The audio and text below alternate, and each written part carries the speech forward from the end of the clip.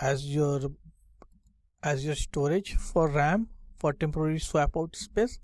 That's a swap area. So when the RAM is filled up, a portion of the disk is being used as a swap area. That is called a swap area. So things would be pushed out to swap area, and then again swap from the swap area to RAM back when needed. So I usually give 8 GB of swap space, the double of my the RAM. That's the thing we need to follow. Not we need to follow, it's good to have. That's a good practice. And this 45 GB of my root file system. Some people do create a separate boot partition, but I don't think that's needed. Separate boot partition is needed for enterprise side, where you have a lot of kernels and different versions of kernels being installed, or there might be a disk encryption, so it's better to have separate boot partition. But for dev machines, I think that's overkill. So select OK. Now once this is done, you can just click on select install now and continue.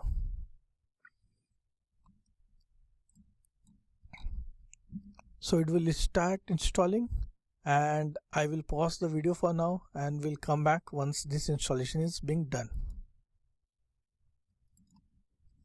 Then you have couple of more options to give. It asks you for your locations. You choose the right place,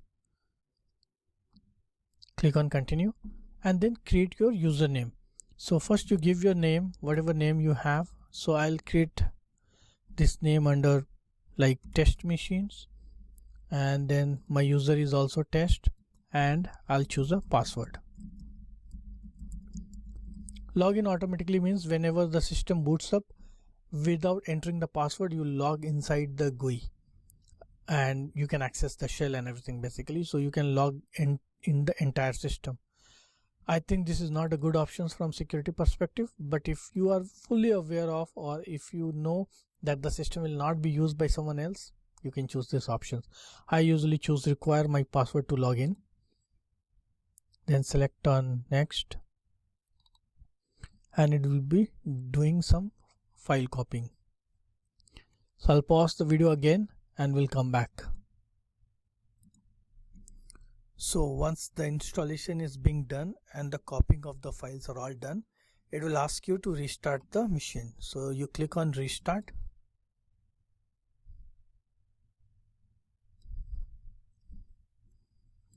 So our VirtualBox machine is booting up for the first time. It's asking to please remove the installation media and then press enter. At this point of time, even if you don't remove the installation media, by default the boot option is not. So by default options, you can remove the bootable media which we have chosen in the storage, and if you remove here, it's already being removed. So otherwise, if it's already there, the ISO which you have mounted, you can just remove that. So if it is not there, it's already being done, taken care of, then you can just do nothing and then press enter here. And once you enter, it's the Linux virtual machine is booting up. Okay, so it boot up fully. Then we will log in, and this is the screen I was saying that it's asking me for the password. If you have selected auto login, you would have not been asked the password and it will directly log in inside the machine. So I will log in here, and for my dev purpose, I will install couple of packages so that it's easy for me to do some work. And those packages in Ubuntu is very easy to install. It will give you an options in case if you don't know the name of the package, you can either do a search online using the search engine like DuckDuckGo. Don't use Google search engine for privacy concerns. You can use DuckDuckGo or Yahoo search or anything else, and once you are done with those search engines, you can get the name of the package and you can install it. So let's go here. I will select here terminal. By default a terminal would be installed. This is our favorite things when we are doing on Linux. Terminal, everything we do through the terminal. So if you see here vim, if I type vim or vi, there is no vim or vi. So this is good to install the vi machine. So we'll say sudo apt-get -y install vim. -y means don't ask me for yes and no options while installing. Just accept my response as yes and install this package. So I will install one package as vim. Then if you don't have GCC, we will install GCC compiler, G++. Sometimes what happens, GCC and G++ comes together in some distributions. If you give, it will not hurt you. Then GDB and couple of like build essentials. So there is a build essential. So if you give this, it will install all of those. Give the password.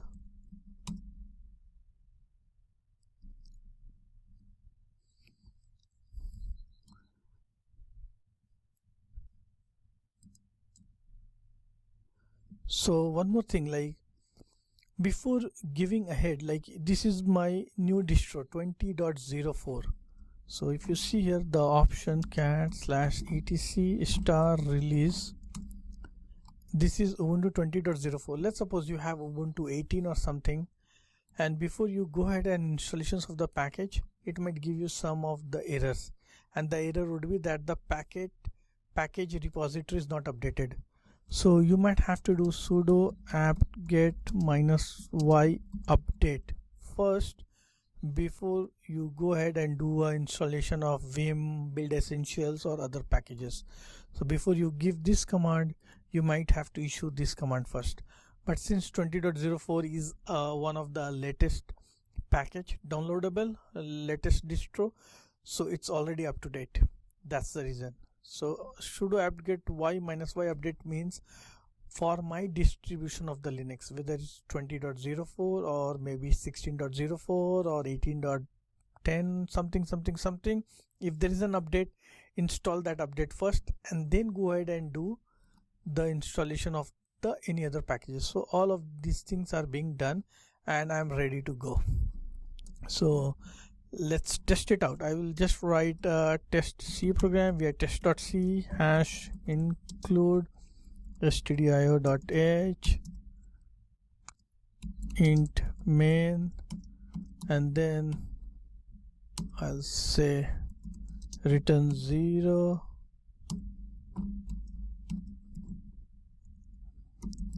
and I will say gcc test.c a.out. That's being done. If I say gdb./a.out break main list run, so it's able to run. So everything is there. So my dev machine is almost ready. Now depending upon your requirement, you might keep on adding or installing new packages. And if you wanted to see your disk space, df-sketch dot, you see the size is 42 GB. 8 GB is gone for the swap file system. If you say fdisk dev sd, you keep on pressing tab, it will give you. So dev sd -l, if you see here, and it needs a sudo because to access the disk statistics like this, you need to have a sudo permissions. So if you see here, it's a 512 byte sector, and this is my total disk 7.5 GB, which was 8 GB here. So 8 GB for the swap and 42 GB for my file system for Linux ext4 file system. And if you see here, this is the total size which I have given for the disk. So this much time. Now you might think that this is consuming 50 GB of disk space. No. Let's go here and look. This is my Mac host machine. This is my virtual machine. In the Mac host machine, I can go to the VirtualBox folder.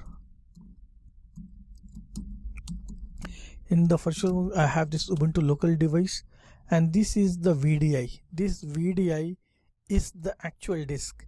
This VBox has a configuration. So if you open the VBox, it has a configurations like the RAM size and all those things, CPU nested virtualizations, blah blah blah. VDI, if you look here, it's a binary file. You should not open with VI, but I'm just opening to see it. It's a binary file. It's a disk, and it might just hang there for a couple of minutes. So don't do that.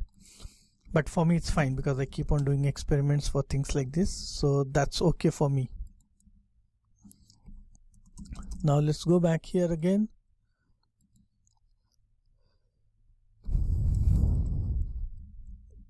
Since it's a large file, so when you do a VI might be doing a caching of all those data, and because of the caching of the data, it might be just trying to consume a lot of memory from the host machines for the VI, and it might not be opening. So that might be what's happening. So you should not do a VI, but that's okay.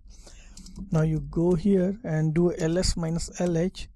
You see this is a 7 GB, 6.7 GB. So even though your virtual machine is of 50 GB, actually it's just utilizing 6.7 GB. Now the moment it keeps on utilizing more here, there will be no space, so it will keep on taking this. So this size will increase from 6.7 GB, it might become 7, 7.5, and the size will here. So basically the guest machine will need more disk. It will keep chewing or eating away that much space from your host machine. Now let's do this one quick experiment here. So what I will do is I will run a dd command. So I'll say dd input file equals to dev 0, output file equals to abc, block size equals to 8192, and count equals to 1,000,000,345,6. And I'll tell you what does this command do. dd is a command to write a raw data into some device or a file. Input file means from where the data would be read. Dev0 is a device file in Linux by default, which will give you the 0. So if you need to have some null bytes in Linux, this is the device which is already being created by the Linux kernel. Output file is the name of a file. It could be a device or a file. Here I am just creating a file. So basically I will create a file called abc filled with all zeros, and these zeros does not mean a physical zero inside. Null, nothing, absolutely nothing. It can be like a kind of a sparse file. Block size is 8192. Each block of data which I am writing would be in chunks of 8192. So 8192 bytes of data would be written in one shot. If I give it a lesser, then it might have less performance. If I give even lesser, then it will have even lesser performance, and if I increase, it will increase the performance. But there's a limit to how much you can increase. That's a different thing, we'll not go there. Count is 1 million, and time will tell you how much time it will take. Now if you see here, the size of my physical disk as of now is 6.7 GB, ls minus lh, human readable format, and we'll run this command. Let it go, and we will just keep on seeing here. So if you see here, over a period of time, when it just tries to fill up a lot of disk space, your size of the VDI will increase and the total free space on your host machine. So I'll split the window, and in my host machine, so df minus kh dot, this is my host disk. This is the disk of my Mac. So my Mac has 141 GB free and 309 GB used. So if you keep here, this has copied around 8.2 GB, and let's see here. So this is a sparse file, and that's the reason it has not taken that much space. But if I give more file, it will definitely take. So let's do with a dev random. Random is again will write a random bytes, but it's slow. So I'll use dev u random to do the same thing, and it might take more time, but it will write random bytes rather than sparse files. And now you see the used space has increased to 142 GB from 141 GB. And over a period of time, if you keep on doing that, you see here the size of my virtual disk has increased from 6.7 GB to 7.3 GB, and it can even increase 7.6, 7.7. So when it's filling up here, but it can only fill up to 50 GB, or you can say 42 GB of writable space, because 8 GB is a swap space, so you cannot overwrite the swap space. So the max it can fill up is 42 GB, and that's how. So that's the reason for dynamic disk. If it's a dynamic, if we have selected dynamic disk, that's how this is going to happen, that whenever there is a requirement of the disk space to certain to the max limit which we have set, it will take the disk away from the host operating system. If we give a fixed disk, this would not change. This would not change because that would be a fixed 42 GB or 66 GB or 50 GB, whatever we have given, it will be a fixed size. Whether you use it or you don't use it, it will be gone. So that's the difference also between dynamic and fixed size. Now since we already gone that, I'll not waste time in filling up the disk, and we will see. Now one more thing here, you will see that you have seen that we have given a shared folder. So if you see here the settings, in the settings we have something called the shared folders. In the shared folders we have tried to share one folder and we made it as auto mount. So if you see the settings here, we have auto mount and it should be mounted in /mnt folder. However, if I go in the /mnt folder, there is nothing here, nothing is being mounted, and I was expecting that whatever files are there in my host operating system or MacBook Pro user scan4 downloads, it should appear here, but it's not happening. So you will have to install one software called as guest edition. So what you do here, go to here and choose a guest edition here. Okay, we'll have to select. And I also wanted to, okay, here, I'm sorry. So insert guest edition CD image. So what this will do is, it will pop up a CD drive here on your Linux machine like this, and you can run this directly or you can just copy it and run it. So I'll give a password and it's doing a guest edition to run. While it's still doing the installation of the software, we look for one more options in the okay, here is the option. So it's in general advanced and this is called a shared folder, and I will say bidirectional. So from host to guest, like what it means is, if you have something selected in the host like Control C or Command C on the Mac on the host, you can do a Control V on the guest on the Linux machine. And this is vice versa, guest to host, like you can copy from the guest to the host. I will say bidirectional. So what it will help me is just copying from the Mac to inside the Linux machine and from the inside the Linux machine to the Mac desktop or anywhere.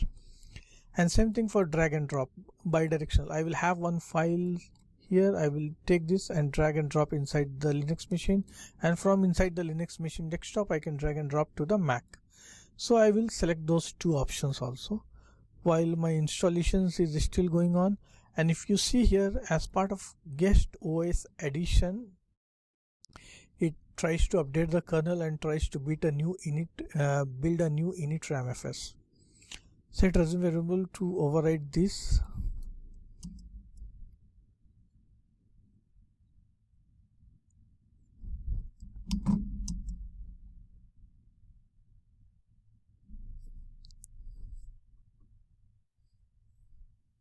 So you don't have to press any I, that was pressed by mistake.